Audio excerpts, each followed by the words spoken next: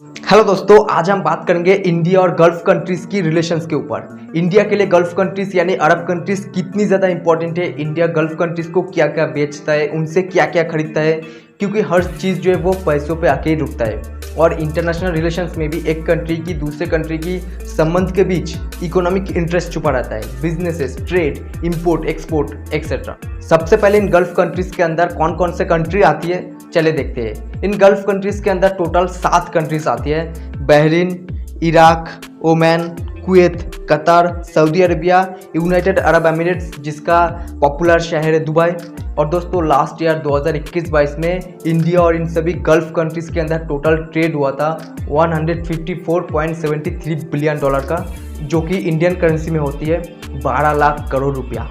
इसके अलावा दोस्तों इंडिया से हर साल लाखों करोड़ों लोग इन गल्फ कंट्रीज में, अरब कंट्रीज में काम करने के लिए जाते हैं और वहाँ पे वो लोग काम करके जो पैसा इंडिया में भेजता है वो इंडिया की फॉरेक्स रिजर्व, विदेशी मुद्रा भंडार में एक अहम हिस्सा रखता है। और वर्ल्ड बैंक के डेटा के अनुसार इंडिया से बाहर जो लोग अमेरिका, यूरोप और इन गल्फ कंट्रीज में काम करके पैसा इंडिया में भेजा था 2020-21 में उस अमाउंट का आंकड़ा था 84 बिलियन डॉलर का, जिसमें से 65% सिर्फ गल्फ कंट्रीज में से आया था।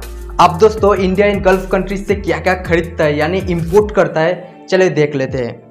क्रूड ऑयल यानी कच्चा तेल, नेचुरल गैस, इसके अलावा डायमंड, गोल्ड, पॉलीमर और अलग अलग तरह के रासायनिक केमिकल इंपोर्ट करता है। तो इंडिया हर साल billions of dollar in gulf countries को, अरब कंट्रीज को पे करता है, क्योंकि तेल खरीदने में ही बहुत पैसा चला जाता है और इन सभी अमाउंट को डॉलर में पेमेंट करना पड़ता है, जिससे इंडिया की जो फॉरेक्स रिजर्व है वो कम होता है। खैर, अब इंडिया इन गल्फ कंट्रीज को क्या क्या एक्सपोर्ट करता है, चलिए देख लेते हैं।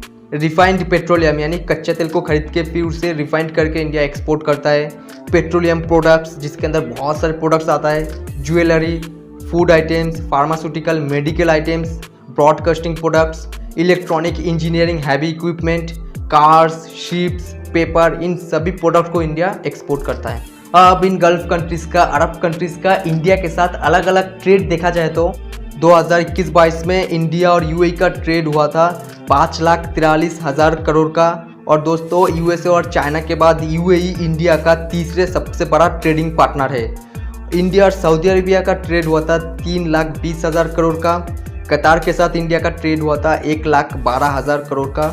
कुवैत के साथ ट्रेड हुआ था 91,000 करोड़ का। ओमान के साथ ट्रेड हुआ था 74,000 करोड़ रुपया का। और इराक के साथ ट्रेड हुआ था 2,56,000 करोड़ रुपया का।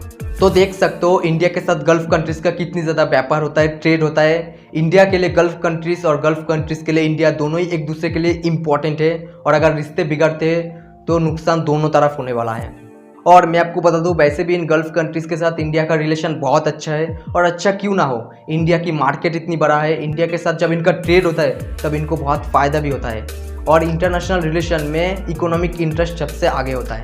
तो दोस्तों आपको समझ में आया होगा इंडिया के लिए गल्फ कंट्रीज़ कितनी ज़्यादा इंपॉर्टेंट है, और इंडिया गल्फ कंट्रीज़ को क्या इंपोर्ट करता है, क्या एक्सपोर्ट करता है।